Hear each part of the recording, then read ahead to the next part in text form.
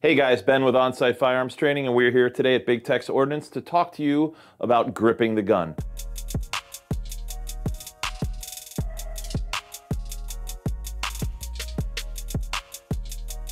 Which is what I think one of the most important fundamentals. In that whole list of like the old school NRA fundamentals and all the new school sort of foundational skills that we need to have, I think grip is definitely one of the most important things. Your ability to control and stabilize the gun under recoil, hugely important.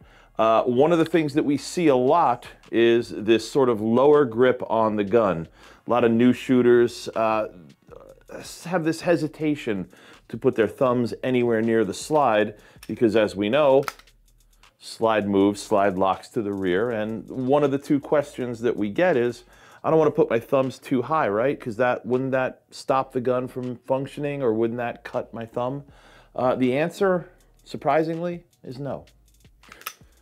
We'll see the lower grip, and we'll see a lot of movement in the gun when people are shooting. The reason being, everything that happens in the gun happens up in the slide. Your gas blowback, your propulsion of that projectile out the muzzle, everything happens in the top. If we're gripping down here, we've got no control, no stabilization over the top half of the gun. So we'll see some people will venture a little bit into those dark waters and put their thumbs in line with the top of the frame. Again, not touching the slide. What I feel when I do this, I feel a lot of strain in this outer edge of that forearm, and we'll still see a lot of shake, rattle, and roll on the top of that gun.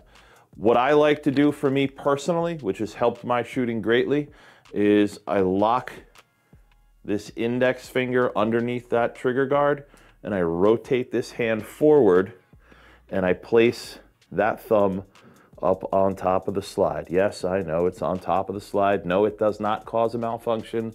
My thumb is still attached to my hand, believe it or not, after 20 some odd years of shooting pistol. What I do find though, is it brings this meat of the palm up higher on the gun. So now I have more control over the top half of the gun. We did a video on this a while back, and you could see the difference in the movement of the gun under recoil. Thumbs higher, I create a higher pivot point for that recoil, and I get much more control and stabilization over the gun. I'm not crushing down with this thumb, so the blood isn't leaving the capillaries. I'm just placing the thumb there gently, maintaining a higher palm area, so I have more control over the top half. That's our little segment on grip. Try it if you like it. Thanks.